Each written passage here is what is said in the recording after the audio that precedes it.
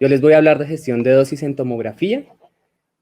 Entonces vamos a arrancar. Voy a tratar de avanzar rápido porque digamos que solo estamos sobre el tiempo. Primero voy a arrancar por un par de definiciones para mostrarles luego nuestros resultados y finalizar contándoles qué estrategias hemos utilizado nosotros y recomendaciones. Bueno, el primero de los indicadores de dosis en tomografía es el CTDI, que como ya lo explicaba el doctor Triana, es una unidad de dosis absorbida. Se mide en unidades de miligray y el CTDI es básicamente la dosis que estaría recibiendo un Phantom de 32 o de 16 centímetros con un espesor de 1 centímetro. Ese CTDI se verá afectado por cada una de las variables que tenemos a la hora de realizar una exposición. Asimismo, tenemos una segunda magnitud o un segundo indicador de dosis en tomografía, que es el DLP, que es básicamente ese CTDI, que es un corte de 1 centímetro multiplicado por la longitud del scan. Por eso sus unidades sigue siendo dosis absorbida y se entrega en miligray por centímetro. Esas son las dos unidades básicas a la hora de hablar de índices de dosis en tomografía. Acá yo les estoy compartiendo una imagen de los reportes de dosis que hoy en día entregan todos los tomógrafos, y además les coloco algo aquí a la derecha que es el tamaño sí importa. Es fundamental que ustedes validen en sus equipos qué Phantom está utilizando el proveedor a la hora de estudios pediátricos. No todas las casas comerciales trabajan de la misma manera y es muy importante que ustedes se den cuenta si a la hora de entregar esos datos el tomógrafo está utilizando un Phantom de 32 o un Phantom de 16 de acuerdo a la región anatómica. Ya hemos mencionado algo de esto el día de hoy. Un nivel de referencia no es lo que ustedes ven a la derecha de sus monitores. Un monitor de referencia no es un límite, no es un valor que uno no deba superar, sino por el contrario, es lo que tenemos a la izquierda. Y es que un valor de referencia es eso, es un valor típico de mi práctica y es un valor en el que yo puedo estar oscilando, puedo estar por encima, por debajo, pero sí es un valor no de un paciente, sino de una población y me da cuenta de más o menos en cuánto están las dosis. Y otra cosa muy importante es que estamos hablando de indicadores y esos indicadores no son la dosis que recibe el paciente. Es un indicador que sí tenemos, que usamos, pero no es la dosis que recibe el paciente. Ok, ya después de que uno tiene establecidos unos valores de referencia en su institución, pues hay que salir a compararse y ahí el ejercicio de poder optimizar. Ya hemos hablado bastante de este artículo, que es, reitero la importancia, y es que es, desde lo que conozco, el primer artículo que tenemos en el país publicado con valores de referencia pediátricos. Nos vamos a comparar también con un segundo artículo de un estudio del Organismo Internacional de Energía Atómica de este año, y un tercer artículo de Radiology de 2019. Entonces yo les contaba que, bueno, acá nos vamos a comparar con la referencia colombiana y con la referencia europea, que es el documento del Organismo Internacional de Energía Atómica. Nosotros, Fundación, vamos a estar en azul clarito. Fíjense que la referencia colombiana es azul oscuro y la referencia europea es este gris de acá. Déjenme un segundo, ya, perfecto. Entonces, primero les voy a mostrar los DLP de cráneo. Fíjense que en todos los escenarios o en todos los rangos de edad para cráneo, nosotros siempre estamos por debajo de la línea gris y también siempre estamos por debajo de la línea azul oscura. Entonces, cráneo es un estudio en el que nosotros tenemos muy buenos niveles de referencia. Si hablamos ahora de tórax, en tórax también, fíjense que siempre la línea azul clara está por debajo de la línea gris, que es la referencia del Organismo Internacional de Energía Atómica. Y frente a la referencia local, salvo aquí en el rango de 3 a 6 años y de 6 a 10 años en tórax, digamos que tenemos valores similares, y bueno, nuevamente de 10 a 16 años estamos muy por debajo de la referencia local. Ahora si pensamos en abdomen, nuevamente fíjense que siempre estamos por debajo de la línea gris, que es la referencia europea o del organismo, y también tenemos valores muy similares respecto de nuestra referencia local, salvo en los estudios de 10 a 16 años, y ahí uno suele tener problemas es porque como esos pacientes pediátricos ya son grandes, a veces o lo que suele pasar es que utilizan protocolo de adulto. El tercer artículo que les mostraba es el artículo de Radiology de 2019, en el que a partir de los datos del Colegio Americano se hizo un estudio retrospectivo con más de 240,000 estudios. Aquí la conclusión de este artículo es que las instituciones académicas pediátricas entregan menos dosis que las instituciones pediátricas no académicas, y además que también entregan menos dosis que las instituciones de adulto. Entonces, nosotros aquí estamos comparando nuevamente fundación, es el color azul, versus nuestra referencia natural, que serían instituciones académicas de adulto. Nosotros aquí en Fundación somos hospital universitario, y la referencia más retadora, que serían instituciones académicas pediátricas. Entonces, de nuevo, si arrancamos por el cráneo, fíjense que la línea azul siempre está por debajo de la línea roja y siempre está por debajo de la línea verde.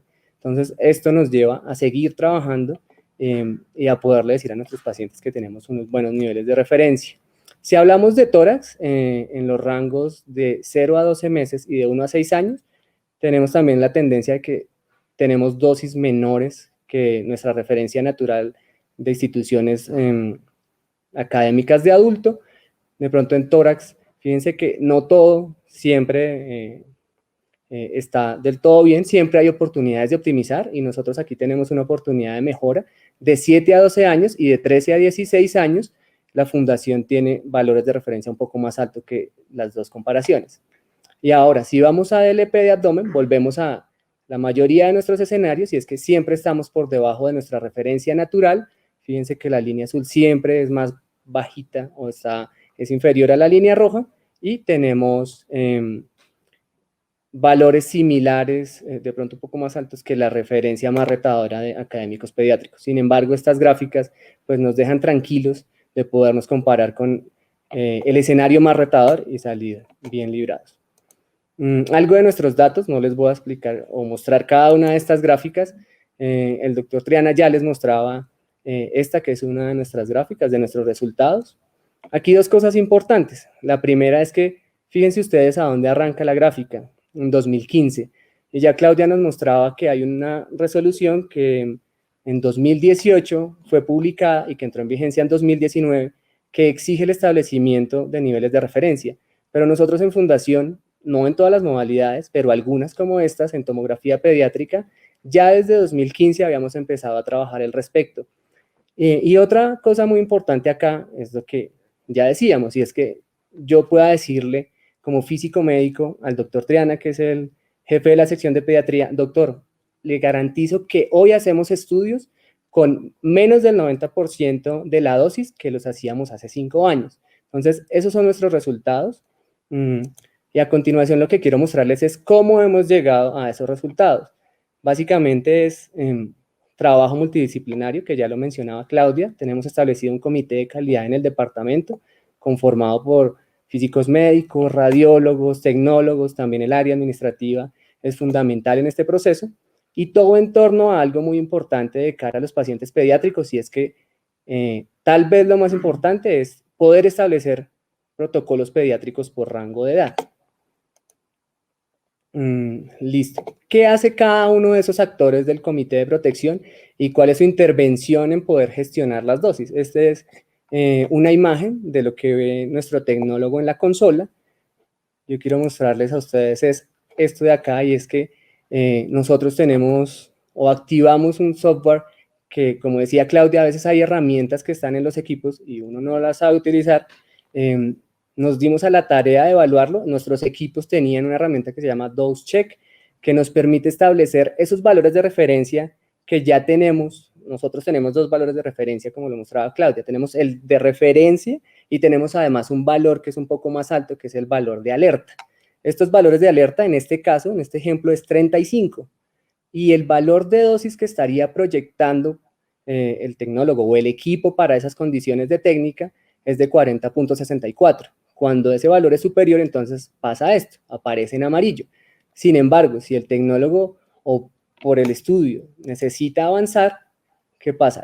No sé, no es que bloquee el equipo o demás, lo que pasa es que le sale una ventana en la que él debe diligenciar la razón diagnóstica por la cual se debe hacer ese estudio. En este ejemplo, perdón, dice peso del paciente. Y esto también puede pasar, o sea, podemos tener pacientes robustos que implique aumentar la técnica del estudio, más allá del protocolo establecido. Esas alertas que se van generando, digamos que después son gestionadas por el grupo de física médica. De cara a los radiólogos, ellos también hacen parte importante del sistema de gestión de dosis, de cara a los reportes y también a las alertas. Ya veíamos cómo cada tomógrafo entrega reportes de dosis. Hoy lo que hacemos es que el radiólogo registra en el reporte el valor de DLP total y el valor de CTDI-vol máximo en el estudio. Esta es una imagen de las plantillas que tienen cada uno de nuestros radiólogos cuando ingresan a leer un estudio. Ya están predefinidos los textos por cada modalidad. Ellos en este caso entonces deberán digitar el valor de DLP y de CTDI. Tenemos también dentro de la plantilla, no para imprimir en el reporte, pero dentro de la plantilla ellos pueden observar los valores de referencia establecidos y además los valores de alerta. Y si en algún caso se superan esos valores de alerta, pues ellos pueden también dentro de nuestro PACS en el reporte generar una alerta que después también se gestiona desde el área de física médica. De cara al grupo de física médica, bueno, nosotros nos encargamos del control de calidad de los equipos, de la gestión de los protocolos, siempre con el objeto de mejorar las dosis. Yo aquí quise mostrarles algo que también gestionamos desde el grupo de física médica y es que tenemos indicadores de la práctica. Acá lo que ustedes pueden ver es básicamente un indicador de adherencia a los protocolos pediátricos. Y estos saltos que ven acá a partir de agosto del año pasado es que para esas fechas hicimos algunos ajustes en los protocolos. Y lo que hacemos es medir la adherencia de cada uno de nuestros tecnólogos. Nosotros en el departamento tenemos del orden de 63 tecnólogos y en el grupo de tomografía son cerca de 15 tecnólogos. Pero lo importante de esto es darnos cuenta que uno siempre puede optimizar. Aquí nos demoramos casi 6 meses en esa curva de aprendizaje y llegar nuevamente a nuestros valores de adherencia que generalmente esperamos que sean del 100%. Esto ya lo comentaba. Y bueno, para finalizar, entonces hablarles de las recomendaciones. La primera, que ya la había dicho, es súper importante que se puedan establecer protocolos por rango de edad. Acá una imagen de uno de nuestros tomógrafos. Acá lo que hago es sumar 3 de las recomendaciones que tengo y es que la dosis modulada o la corriente modulada es una estrategia que también se puede implementar, que está en todos los equipos. Es súper importante que entonces nosotros tengamos 2 radiografías de posicionamiento, una lateral y una PA. Fíjense que acá en las gráficas, en las curvas, la curva roja me permite tener una mayor modulación de la corriente. Esa curva roja corresponde al SCOUT o a la radiografía de posicionamiento lateral. Si nosotros solamente hacemos una radiografía de posicionamiento, generalmente es AP, pues no le voy a sacar el jugo a la modulación de la dosis. Aquí en la gráfica dice AP, pero nosotros recomendamos PA. ¿Por qué PA? Y es la imagen que tenemos aquí en la esquina izquierda. Y es que fíjense la distribución de la dosis, obviamente por la región donde está ingresando el haz, la dosis va a ser mayor y va a ir decreciendo a medida de que aumenta la profundidad. Entonces recomendamos PA, es porque la mayoría de los órganos críticos son anteriores y no posteriores. Entonces tenemos el cristalino, las mamas, las gónadas, la tiroides. Por eso nosotros recomendamos hacer una PA y no una AP. Además, algunos equipos tienen también en gestión de corriente o corriente modulada, adicional ya a la modulación de la dosis, corriente modulada por órgano. Entonces, el tecnólogo, por lo menos en nuestros equipos, logra ver estas regiones, que es donde se aplicarían esa modulación aún más estricta de la dosis. Lo que dice nuestro fabricante es que podemos llegar a una reducción del 30 y hasta el 40% de la dosis. Otra de las cosas importantes a tener en cuenta es que tenemos filtros tipo corbatín, ¿sí? Análogos a los filtros planos que tenemos en radiología convencional, y lo que suele pasar es que nosotros tenemos un protocolo de paciente adulto y si tenemos un paciente pediátrico simplemente reducimos el tamaño del FOB. pero es importante no solamente reducir el tamaño del FOB en la consola, sino garantizar que estamos cambiando el filtro y utilizar el filtro para paciente pediátrico. Si no es así, vamos a tener distribuciones de dosis como estas, en las que en la periferia del paciente vamos a tener una mayor dosis de radiación. Bueno, ya para terminar, entonces los mayores rangos de cobertura también ayudan a disminuir la dosis de radiación, o sea, entre más ancho sea el haz, va a ser mucho mejor, y esto quiero explicárselos aquí con un ejemplo. Estas son 3 imágenes que tenemos de un protocolo en el que solo cambiamos un parámetro, que es el ancho del haz. Primero tenemos un ancho del haz de 40 milímetros, después de 20, y a la derecha de 10 milímetros, y fíjense cómo se comporta el CTDI. Entonces, cuando tengo 40 milímetros de cobertura, la dosis que estaría recibiendo, acuérdense, en una tajada de 1 centímetro, es de 9,14 miligray. Ahora, si reduzco el tamaño a 20 milímetros de cobertura, tengo 9,78, y asimismo, si tuviera una cobertura solamente de 10 milímetros, tendría una dosis de 11,12. ¿Esto qué significa? Que si paso de 40 a 10, tendría hasta 22% más de radiación. Entonces, por eso la recomendación es, siempre que pueda, utilice los anchos de haz mayores. Bueno, la reconstrucción iterativa es otra de las herramientas que los equipos nuevos tienen a disposición. Acá la idea básica es que las reconstrucciones iterativas requieren de menos información para obtener las mismas imágenes. Eso se podría traducir en que si necesito menos información, necesito menos fotones, o sea que necesito menos dosis para entregar una misma imagen de calidad diagnóstica. Ya esta es una de mis últimas diapositivas, es una de las imágenes que nosotros vemos en la consola del tecnólogo, y este es un ejemplo en el que tengo 3 herramientas de reducción de dosis en una única imagen, en un único plano. Entonces, fíjense que resalto aquí en azul la corriente modulada, y es porque se está trabajando con un índice de ruido, que es, digamos que es un elemento que pondera la calidad de la imagen cuando hablo de corriente modulada. Además tengo corriente modulada por órgano, que en mi equipo se visualiza con un asterisco al final del valor del índice de ruido, y además que tenemos reconstrucción iterativa con una reducción de dosis de 40% respecto de una retroproyección filtrada, y un filtro de reconstrucción iterativo con una fuerza de 60 en nuestros equipos. Listo. Esas son nuestras recomendaciones y las estrategias que hemos utilizado para llegar a resultados como estos, de poder decir, en nuestra institución hoy entregamos 90% menos de dosis en algunos estudios de tomografía pediátricos. Muchas gracias, y los dejo con esta frase de Image Gently, de la misma talla no sirve para todos.